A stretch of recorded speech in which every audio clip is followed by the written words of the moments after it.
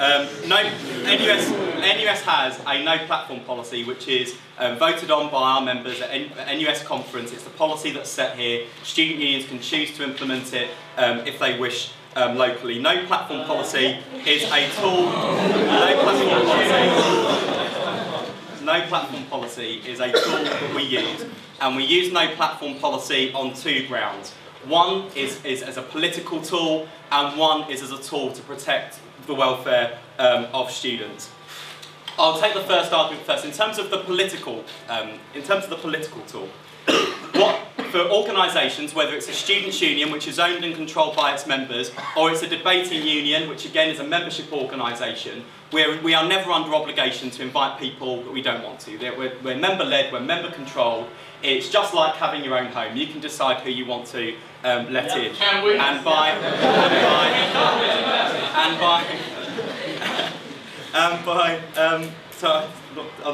taking the debate seriously. This comment made me laugh. One of the important statements that I think we send with no platform policy is saying that because of the ideological roots of the BNP, because they would use their fascist ideology to deny freedoms to others, we will not give them an active platform. We will not invite them into our students' unions, we will not invite them into our homes, we will not give them a platform from which to propagate their message. And that is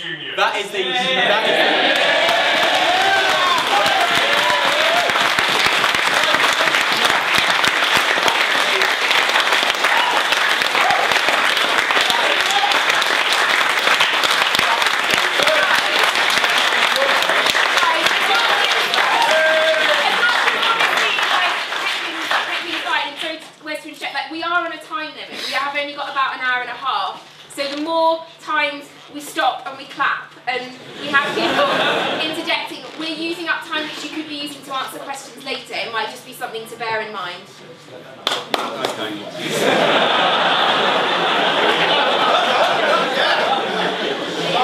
You've got one fan, that's over.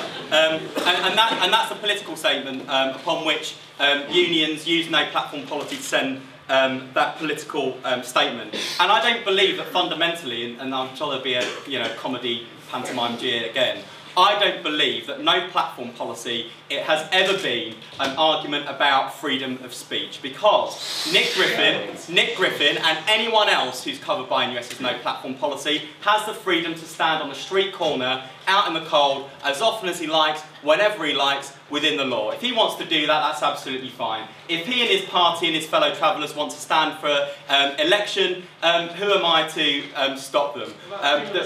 We don't.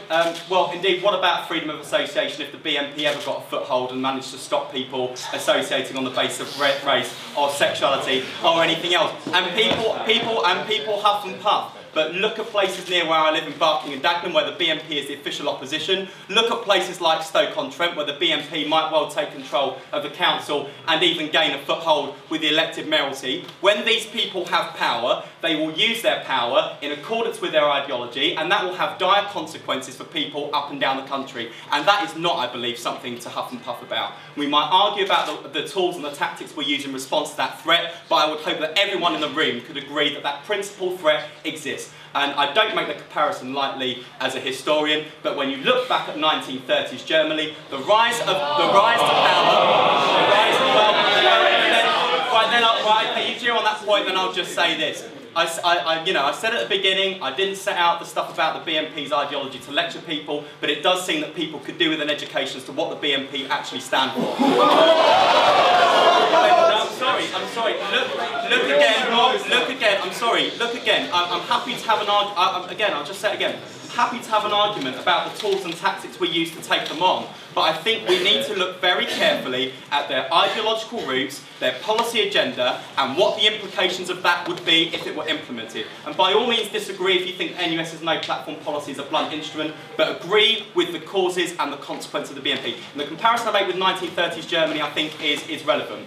The Nazis came from nowhere as a political force and gained rapid numbers of votes. It was in a climate when the global economy was in meltdown, when people, particularly hard-up people, were having the worst time of it and bearing the brunt of a recession, and it came at a time when people were saying the reason you are suffering is because of these people over here. And those same arguments are exactly the same arguments that are taking root in some of the poorest white places in Britain, in places like Barking, in places like Stoke-on-Trent, in places in County Durham, in places in the northwest. There are some communities that are feeling the brunt of this recession harder than others, and there are many people who are voting for the BNP because they believe that their analysis is right, that the cause of their chaos and the cause of their situation is because of not just government, but because of other people from other countries taking what is afforded to them. And I don't think we should take that lightly. So that's why the BNP can have the freedom to stand out on the streets. I think if you look at what's happened with the prescribing of Islam for UK, I don't believe that prescribing is effective. But when it comes to membership organisations, when it comes to our choice and our freedom to invite people on platforms like this, we should exercise that choice responsibly, and we should think about whether giving these people a platform is an effective tool, or whether saying, actually, your fascism has no place in this house is a more effective political message. That's what I'll just throw out there. And the second thing is about welfare, and I'll be careful how I tread here, because I think this argument has been very badly abused, and I'll come on to talk about the letter shortly. When it comes to welfare, again, there is now a growing body of evidence using crime statistics that when the BNP organise and operate, racist and racially motivated attacks increase. I genuinely believe, and you can look at the convictions of some of these people, that when the BNP are allowed to gain a foothold and when they organise, there are people who suffer the consequences as a result of that. And as student unions and NUS, which have a responsibility to students' welfare, again, I think have to think about the consequences of that. So I stand by NUS's no platform policy. I think it is an effective tool. I think it's the right political statement, and I think it's right for organisations that put their members' welfare first to think carefully about that. And I believe that as a personal conviction. I'm also mandated to say that as an elected representative who has a policy mandate to fulfil, and that's the base upon which those two bases upon which I defend the no platform policy. But I do want to come to the issue of the letter and the tactics that were used by NUS officers in conjunction with other organisations to prevent the debate from happening. Whenever the BNP speak in places like this or anywhere else, you are always going to have people who turn up and want to oppose what the BNP stand for. Indeed, I think you should. That's what healthy democracy is about. That's what